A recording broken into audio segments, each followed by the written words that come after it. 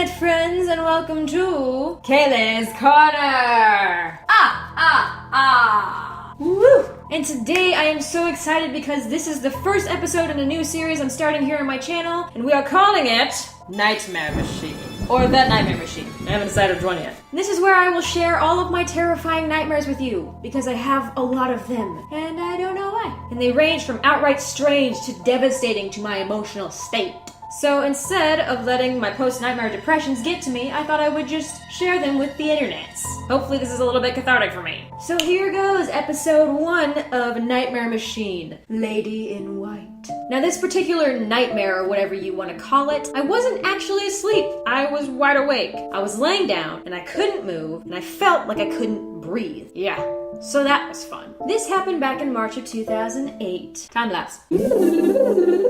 So back in March 2008, my family and I, along with my friend Miranda, were spending spring break in Colorado, which was my favorite thing to do on spring break. So we're staying at this condo in Colorado for a week. There are 2 bedrooms. There's the master bedroom, which my parents take, and there's another bedroom with a bunk bed in it for me, my sister, and Miranda. Well, you think a bunk bed only fits 2 people, right? Nope. This bunk bed had a larger lower half than it did a top half. It was pear-shaped, if you will. No, but that was really stupid.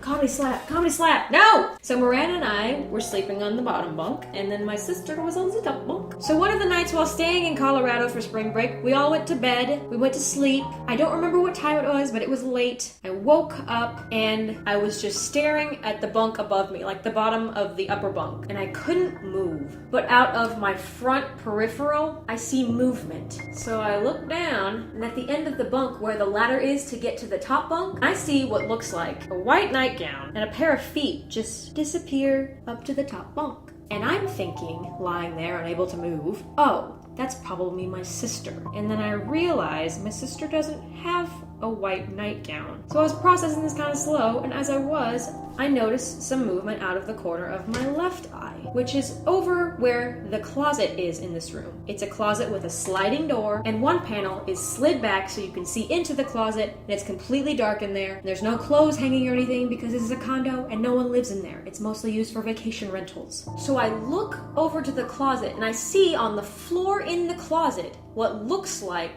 a white dress. Except I started to notice the dress was moving a little bit. And then the dress became taller, and I realized the top of the dress was not white, but it was a head of blonde hair emerging from this empty dress. This head just came up, and the dress came with it. It was like this thing was cracking its like bones into place as it was coming up. It was very twitchy and very ring-like, and I was frightened for my life. Ugh. I get freaked out just talking about it. So this thing is in my closet, forming itself bone by bone, twitching. Her hair is an ashy blonde color, it's covering her face, and she's finally fully formed and standing in my closet. What do I do? Remember, I can't move, or speak, or breathe at this point. And as if being in the closet wasn't bad enough, she starts to walk towards the end of the bed where the ladder to the top bunk is. And I don't mean like... not like a stroll. It was a Samara, twitchy, ring, grudge, kayako, sort of walk. Her ankles were broken in some way. She did this very fast. It was...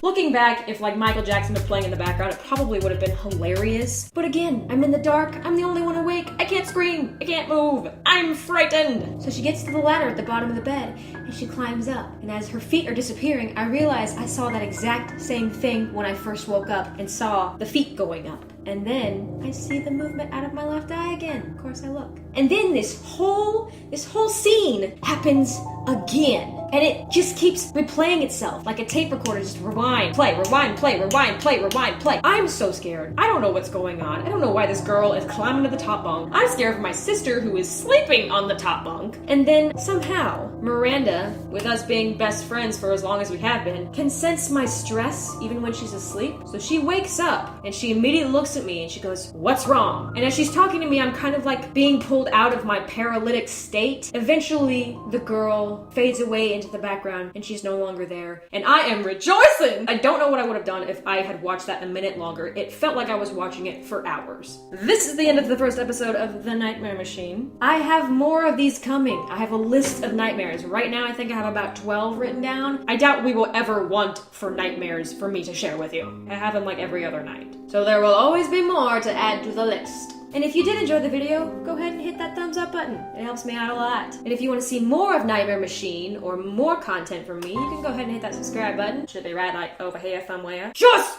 do it! Follow me on social media. I'm on Twitter, Instagram, Snapchat, Tumblr, Facebook. You can find me any of those places. Alright guys, thanks for watching the video. I really appreciate it. And this is Cayleigh signing off for the day. Goodbye!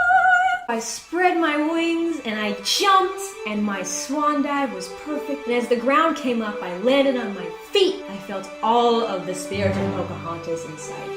I was Pocahontas reincarnated. Cayleigh, did you just jump out of that treehouse?